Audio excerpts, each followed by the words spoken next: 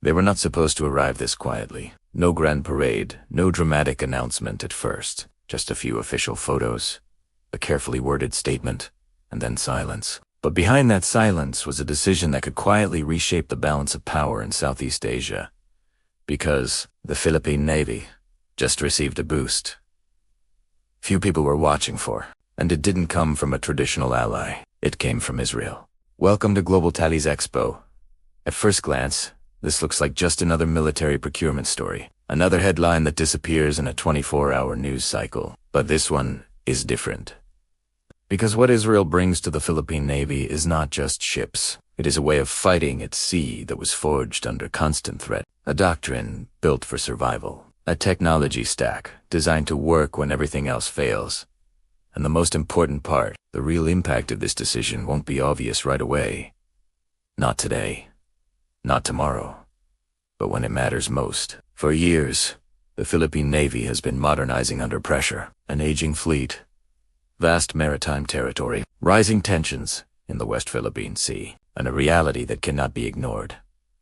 The country does not have the luxury of overwhelming numbers, so instead, it must rely on something else.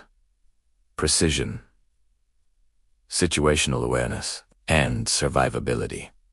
This is where Israel enters the story. Unlike traditional naval exporters, Israel does not build warships for prestige. It builds them for survival in hostile environments. Every system is designed with one assumption in mind.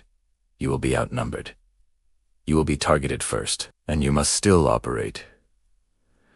That mindset changes everything. The warships now entering Philippine service are not designed to dominate through size. They are designed to see first, strike first, and survive long enough to do it again. But before we explain how, let's rewind, because this decision did not come out of nowhere. For decades, the Philippine Navy focused on patrol, presence, and constabulary missions, search and rescue, anti-smuggling, disaster response.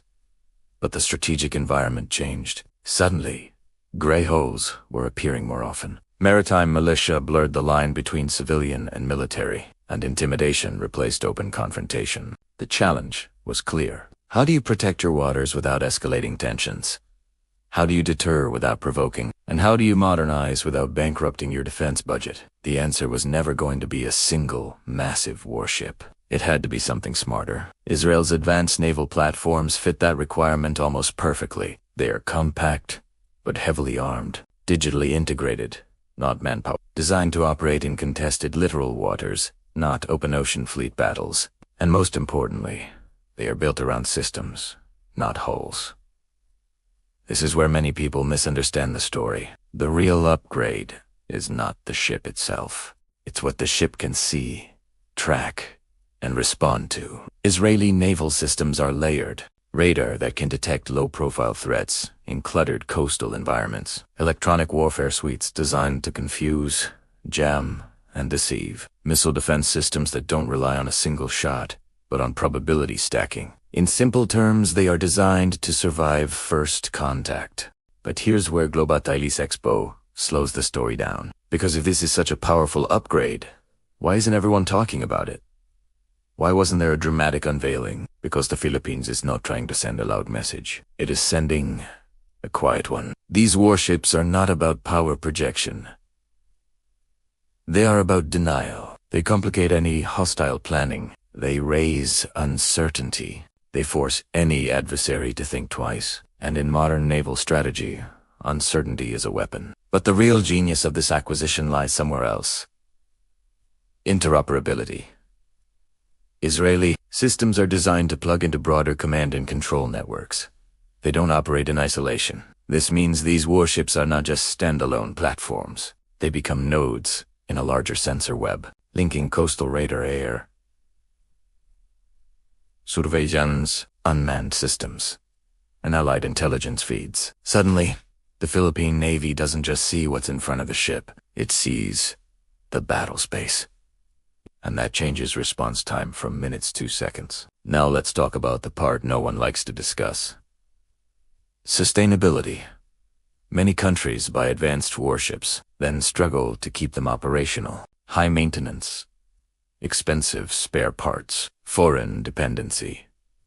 Israel designs with a different philosophy. Systems are modular, maintenance cycles are shorter, and upgrades can be software-based rather than hardware-heavy. For a navy that must stretch every defense peso, this matters a lot. It means these ships can stay relevant longer. They can be upgraded incrementally, and they don't become obsolete the moment a new threat appears.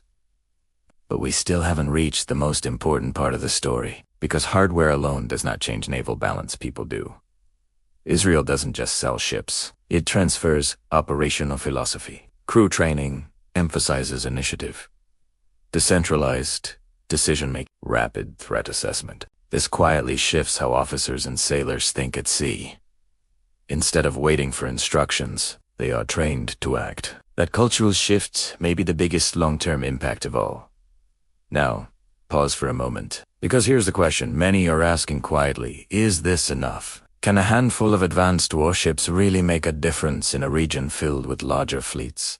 And this is where the story comes full circle. The Philippine Navy is not trying to match anyone ship for ship. It is trying to raise the cost of aggression. With Israeli systems, even a small force becomes unpredictable. Harder to track, harder to neutralize. Every patrol becomes a calculation.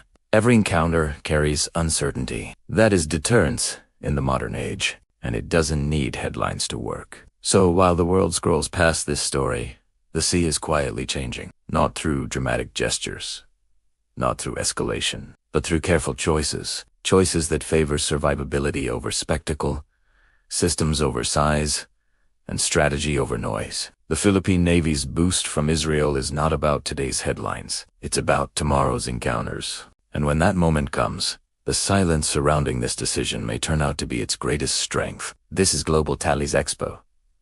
And this is one story the ocean will remember.